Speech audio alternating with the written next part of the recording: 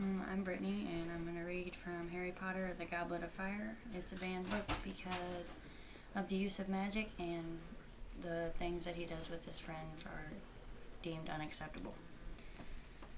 At long last, the golden plates returned to their original spotless state. There was a sharp upswing in the level of noise within the hall, which died away almost instantly as Dumbledore got to his feet. On either side of him, Professor Karkaroff and Madame Maxime looked as tense and expectant as anyone. Ludo Bagman was beaming and winking at various students. Mr. Crouch, however, looked quite uninterested and almost bored. "Well, the goblet is almost ready to make its decision," said Dumbledore. "I estimate that it requires 1 more minute.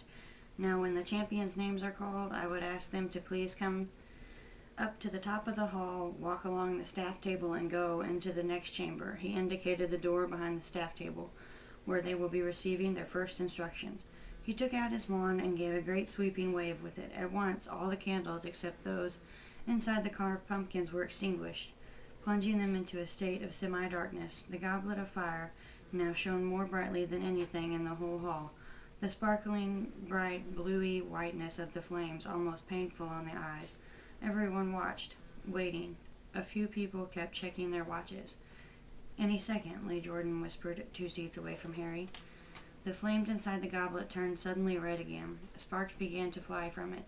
Next moment, a tongue of flame shot into the air. A charred piece of parchment fluttered out of it. The whole room gasped. Dumbledore caught the piece of parchment and held it at arm's length so that he could read it by the light of the flames, which had turned back to blue-white. "The champion for Durmstrang," he read in a long, clear voice, "will be Viktor Krum."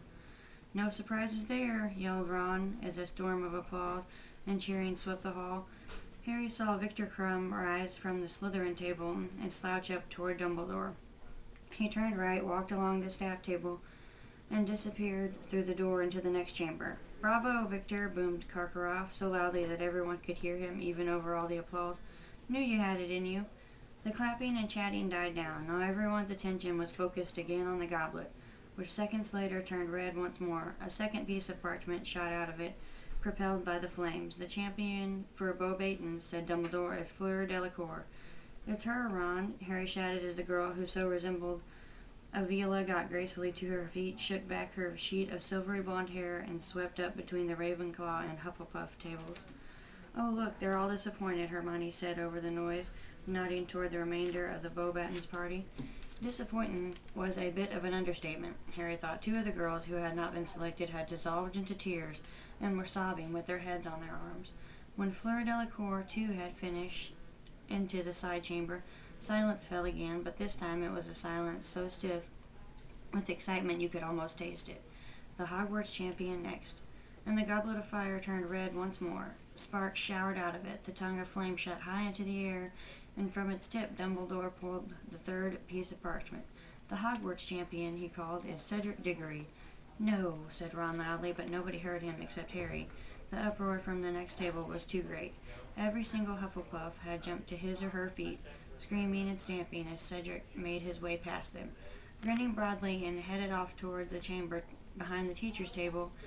Indeed, the applause for Cedric went on so long that it was some time before Dumbledore could make himself heard again.